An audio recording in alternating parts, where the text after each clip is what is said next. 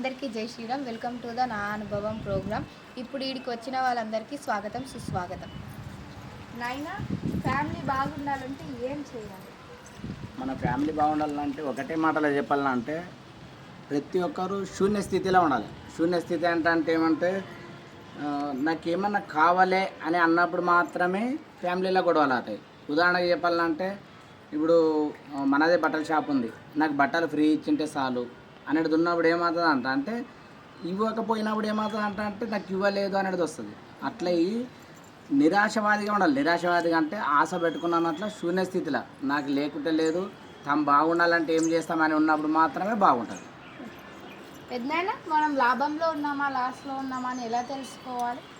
మనం లాభంలో ఉన్నామా నష్టంలో ఉన్నామా అని తెలుసుకోవాలంటే ఈజీ మెథడ్ ఉంది. చాలా మందికి ఇది మన ఫ్యామిలీకి ఒకటే కాదు, ప్రతి ఒక్కరికి కూడా ఈ విషయం యూజ్ అయ్యేదే.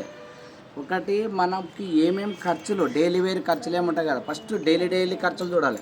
డైలీ ఖర్చులు ఏమేమి, ఉదాహరణకి ఏముంటుంది మనకి డైలీ ఇన్కమ్, ఇంట్లో వంటలు చేయడానికి కానీ లేదు పెట్రోల్ ఖర్చులు కానీ ఫోన్ ఖర్చులు కానీ ఇవి మొత్తం టాలీ చేయాలి. ఉదాహరణకు చెప్పాలంటే ఫోన్ ఖర్చు అండ్ పెట్రోల్ ఖర్చు ఒక 200 అనుకో, అది కాక మళ్ళీ మనము కూరగాయలు ఇతర ఖర్చులల్లో ఒక 200 అనుకో, అది కాక మళ్ళీ హాస్పిటల్ కానీ ఆడ పెళ్ళికి ఇంకోతోని పోయేది అదొక 200 అనుకో. ఉదాహరణకి 600 లేదు 700 అనుకో. డైలీ 700 అంటే మంత్లీ ఎంత అవుతుంది? 21,000 అవుతుంది. అంటే టోటల్ ఒక్క నెలకి 21,000 ఖర్చే అవుతుంది. మనకి డైలీ ఇన్కమ్ ఎంత ఉండాలంటే 1,000 రూపాయలు ఇన్కమ్ ఉండేను అనుకో, 700 ఖర్చు అంటే 300 ప్లస్ అయినట్ల మనకి. అట్లా టాలీ చేసుకుంటామంటే మన ఇన్కమ్ని ఇది చేసినట్ట. మన ఇంట్లో గొడవలు రాకుండా ఉండాలంటే ఏం చేయాలంటే ఫస్ట్ ఇంకోరు మనసుని అర్థం చేసుకున్నానంటే మనదే నడవాలి, మనమే గెలవాలి, నాకే ఏమైనా కావాలి అనేది ఉన్నప్పుడు మాత్రమే గొడవ వస్తుంది. నాన్న వాళ్ళకి ఏం చేస్తా, నాన్న ఎట్లా అయితే వాళ్ళకి మంచిగా చేస్తా అనేది కానీ మనసులో ఉన్నప్పుడు గొడవలు ఏంటి వస్తాయి.